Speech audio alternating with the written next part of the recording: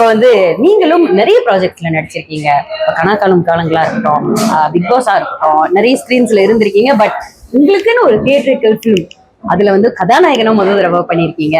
So have to you feel about it? First நான் கண்ணாடி போட்டு நக்கலா பேசிட்டு நீங்க நினைச்சிட கூடாது. மலேசியா மக்கள் சார் நீங்க ஹீரோ ஆயிட்டீங்க. ஹீரோ சார் நான் கண்ணாடி அதுக்கு கண்ணாடி போடலங்க. நான் வந்து ஃபிளைட்ல தூங்காம வந்துகிட்டு இருக்கேன். இது திறந்தா வந்து அது அந்த அளவுக்கு சிவப்பா இருக்கு அப்படின்றதுனால போட்டேன். அவர் வந்து ரப்பஸ் கண்ணு செவந்துச்சு.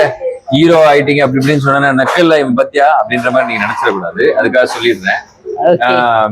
நாங்க டிஸ்கஸ் பண்ணிட்டு இது ஏற்கனவே. இப்போ எனக்கு ஹீரோ அப்படின்றது வந்து என்னன்னா, பிக் பாஸ்ல வந்து எல்லாரும் பாக்குறவங்க எல்லாம் நிறைய பேர் ஓட்டு போட்டிருப்பாங்க. இவங்க எல்லாம் ஓட்டு போட்டு ஜெயிக்க வச்சது அவங்க கொடுத்தது.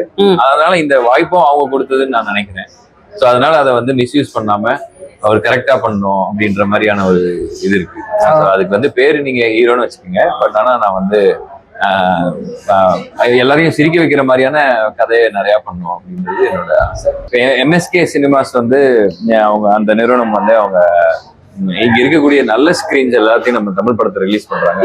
அதுவும் இல்லாம அவங்களுக்கு எம்எஸ்கே சினிமாஸ் இங்க இருக்கக்கூடிய ஃப்ரெண்ட்ஸா இருக்கட்டும், இங்க இருக்க அவங்களுக்கு இருக்கிற சப்போர்ட்டா இருக்கட்டும், அது எல்லாம் பார்க்கும்போது கொஞ்சம் தைரியமாவும் இருக்கு. இன்னொன்னு எம்எஸ்கேன்னா நீங்க நல்லா உற்று நோக்கி கவனிக்கணும். எம்னா என்ன சார்? எம்எஸ் கலைன்றது எங்க எம்எஸ்கே சினிமா ஓனரோட அவரோட பேரு. பட் அதுல நீங்க இன்னொரு விஷயமும் நீங்க இது பண்ணலாம். எம்னா முருகன், எஸ்னா சரவணன், கேனா குமரன். என்ன பாத்தீங்களா? இது இருக்கும்போது அப்புறம் என்னங்க பயம்? சார் நீங்களும் முருகர் ஃபேனா? முருகர் பக்தரா? ஃபேன்னே சொல்லுங்க. எல்லாம் ஒண்ணுதான். எல்லாம் ஃபேன் தான் சார். நம்ம தல தான் சார். ஆமா. பத்திகர் போயிட்டு வந்துட்டீங்களா? அதான் அத மாதிரி தான். இப்ப அந்த கையில இப்ப வேல் ஒண்ணு இருக்கு. அதுதான் ரெயின் ஆஃப் ஃபெரோஸ். எங்க வேலுண்டு வினை இல்லை. ஆமா முருகா. அது மாதிரி எனக்கு கொஞ்சம் தைரியமா இருக்கு.